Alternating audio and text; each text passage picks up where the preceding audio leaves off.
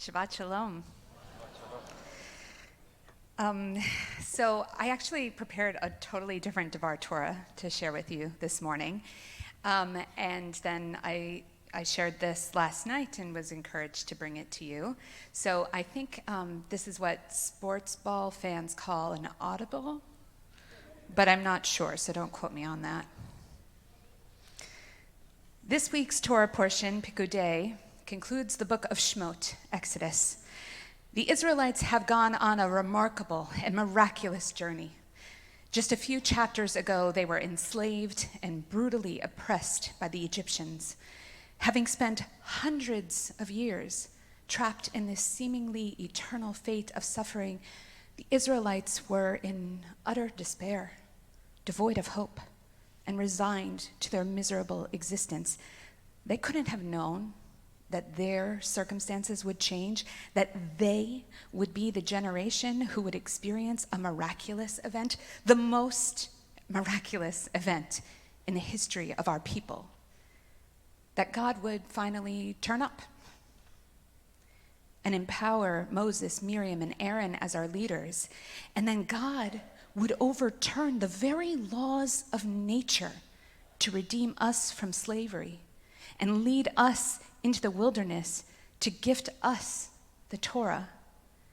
Then perhaps most stunningly of all, God would direct us to build a sacred home, the Mishkan, so that God's self, could dwell amongst us at the very center of our community.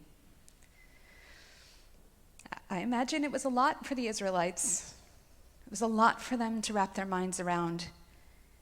It's no wonder that they struggled to understand their new circumstances, that they complained about somewhat trivial things sometimes, that they rebelled, that they built and worshiped an idol, that they didn't or couldn't trust the reality they knew to be true because the trauma of their past was too loud and too painful for them to believe their own eyes. And I don't blame them for that, because shocking and abrupt, radical changes in your life will do that to you. Having resigned yourself to a particular kind of fate, having mourned the life you never get to live, and then suddenly being shoved into the very thing you wanted more than anything, it's complicated. It's joyful and fragile and suspect and exhilarating because it's everything you ever wanted and in a way you never could have imagined it becoming true. And how do you trust that? Especially if it means that you suddenly have to believe in a God you didn't think existed.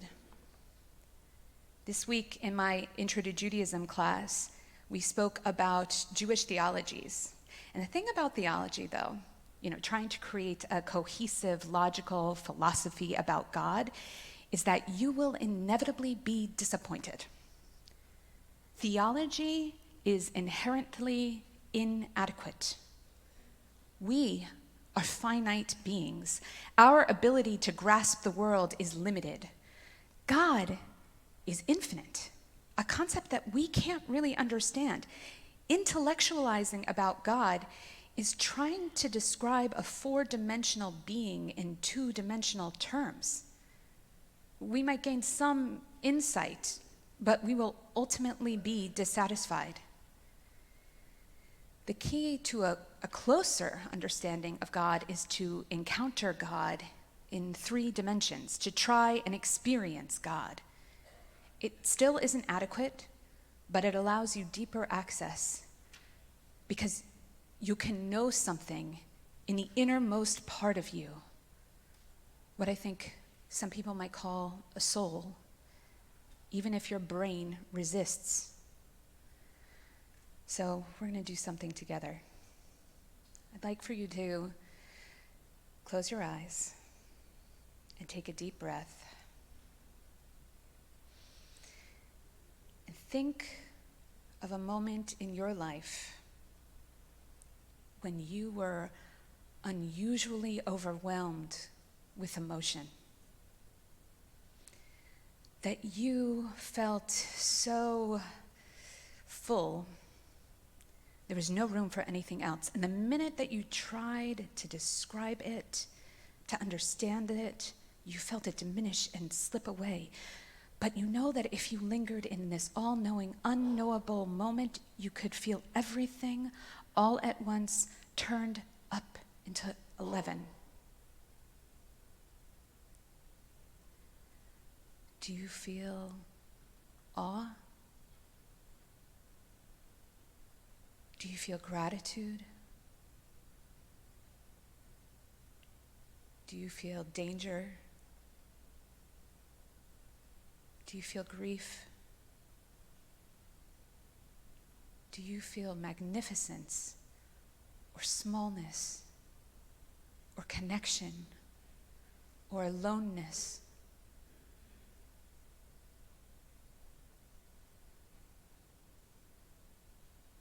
For me, even when I try to conjure that moment, I can still sort of sense the sparks of the magic and the mystery of that experience. And the only way I can sort of communicate it is just that breath. Being a rabbi, people make a lot of assumptions about what I believe. They think that I have access to some sort of steadfast faith, but that's far from the truth. Because my relationship to who or what God is an ever-changing, unpredictable thing. At times, I have felt something that approaches some kind of certainty, maybe, in a belief in God, but more often I've struggled with that, especially as I grapple with the contradictions between my lived experience and what I want an all-knowing, all-powerful, all-benevolent, eternal entity to do. And yet, there are those moments that I can't explain, that when I revisit them, all of my skepticism disappears. And perhaps that is like what the Israelites felt when they crossed the sea or stood at Mount Sinai or watched the presence of God take up residence among them in the Mishkan, that the impossible suddenly became irrefutably, undeniably true. In January, I received some alarming medical lab results. And I've spent the past couple of months trying to continue on as normal with this sense of dread looming above me as my doctors tried to determine the cause. My grandmother died of cancer, and she died young, and among the potential diagnoses was the kind of cancer that killed her. So of course, that's what I thought it could be, or would be, definitely was. I was like the Israelites, immersed in this all-consuming despair, certain that my fate had already been determined and resigned to a future of pain. And then something happened. Something that I was told would be essentially impossible. The Monday before Purim, 19 days ago, I went for an ultrasound, expecting them to confirm a cancer diagnosis. And I was trembling in the dark room, steeling myself to prepare for the worst, the impossible. The impossible suddenly became real. I heard her heartbeat. And at first I thought I must be hallucinating, that there couldn't be a heartbeat after 3 years of failed fertility treatments. My doctors had told me that it was highly unlikely that I could get pregnant, but I heard that heartbeat, that rhythmic whirring sound that I had dreamed about, and I was just totally overwhelmed. My brain just could not comprehend. And I just kept thinking, this isn't happening. This can't be happening. I took a pregnancy test. It was negative. Obviously, this isn't happening. How is this happening? Is this something, I don't know. How is this happening? And then I know the doctors were talking to me, because I know they told me at some point that I was 28 weeks pregnant.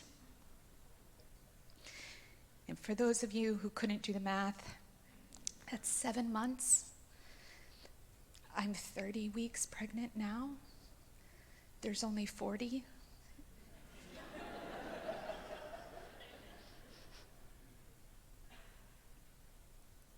Oh man, I felt something like I can not describe. It was terrifying and liberating, and everything made sense and nothing made sense. But all I could hear was that heartbeat. I thought I was dying. I was creating life. That was 19 days ago. And I've been on a roller coaster. I waited my whole life to be a mom, and now it's happening, like it's really happening, like it's happening very soon. Like I need everybody to tell me all of the recommendations for all of the good baby things, because I haven't had enough time to look at all of the reviews for all of the best car seats and strollers and the ones that really make sense in New York City. And so I need a lot of help. So if you have advice, please, I really, really need it. And if you are good with babies and willing to babysit, just like, please, I would love that. I have a whole new appreciation for what the Israelites might have felt, needing to scramble and gather whatever they could, not even having enough time to let the dough rise, because for 430 years they've been waiting for a miracle, and they were totally unprepared when it actually happened. And I don't know if that makes me a believer, but it has certainly changed my life forever. My existence is divided between everything that happened before I heard that heartbeat and everything that's happened since. Just like our history is defined by who we were before the Exodus and who we are now after. As we prepare for Passover, the holiday at which we are each supposed to see ourselves as being personally redeemed from slavery in Egypt by God, let me humbly suggest to you that perhaps, against all odds, in spite of everything, maybe it's possible even for atheists to experience miracles. You don't have to abandon your skepticism. The Prince of Egypt, that wonderful movie, got so much right. There can be miracles if you believe, but there can also be miracles even if you don't. Shabbat Shalom.